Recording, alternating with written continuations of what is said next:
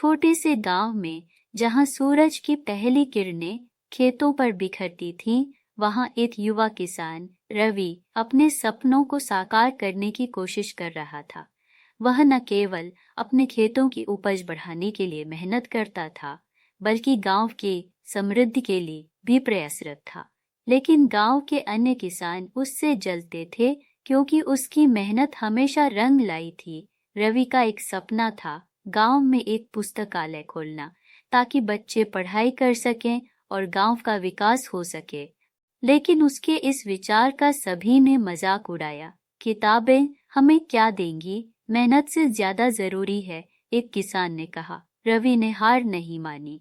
उसने सोचा, अगर मैं खुद कुछ नहीं कर सकता तो क्या मैं दूसरों को प्रेरित कर सकता हूँ। एक दिन रवि ने गांव के बच्चों को इकट्ठा किया और उन्हें किताबों के बारे में बताना शुरू किया। उसने उन्हें समझाया कि शिक्षा उनके भविष्य का सबसे बड़ा सहारा हो सकती है।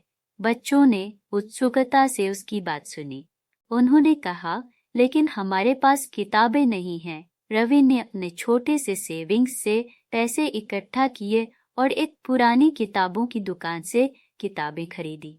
उसने गांव के चौराहे पर एक जगह चुनी और वहां बच्चों के लिए एक छोटा सा पुस्तकालय खोलने का निर्णय लिया। कुछ ही दिनों में गांव के बच्चे पुस्तकालय के चारों ओर इकट्ठा होने लगे।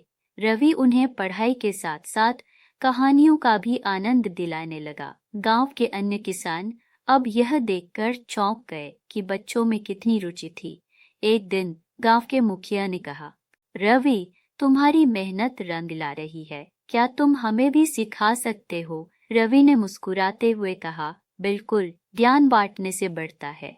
धीरे धीरे गांव के बड़े बुजुर्ग भी पुस्तकालय आने लगे। रवि ने न केवल बच्चों को पढ़ाया, बल्कि गांव के किसानों को भी नए तकनीकी तरीकों के बारे में बताया, जिससे उनकी फसलें और बेहतर हो सकें। समय के साथ गांव की तस्वीर बदलने लगी। पहले जो किसान एक दूसरे से जलते थे, अब वे एकजुट हो गए थे। वे अपने अनुभव साझा करते थे और एक दूसरे की मदद करते थे।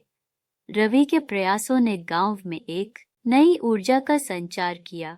लेकिन एक दिन गांव में एक बड़ा तूफान आया। सभी की फसलें तबाह हो गई और गांव में निराशा छा गई। किसान एक बार फिर से एक दूसरे पर आरोप लगाने लगे, लेकिन रवि ने हार नहीं मानी। उसने गांव वालों को एकत्रित किया और कहा, हम एक हैं।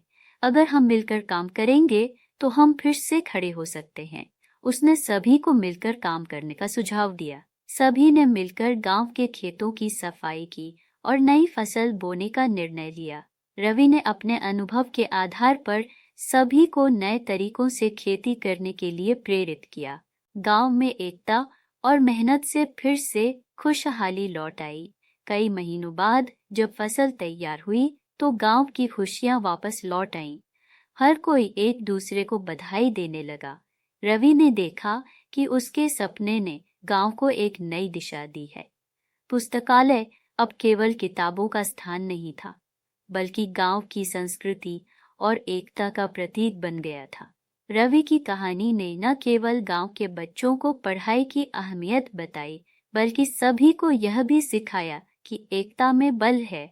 गांव अब न केवल शिक्षा में, बल्कि कृषि में भी सफलता की नई ऊंचाइयों को छूने लगा।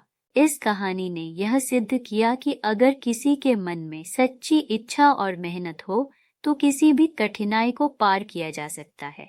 रवि ने न केवल अपने सपने को पूरा किया, बल्कि उसने अपने गांव के लोगों को एकजुट करके एक नई उम्मीद की किरण दिखाई।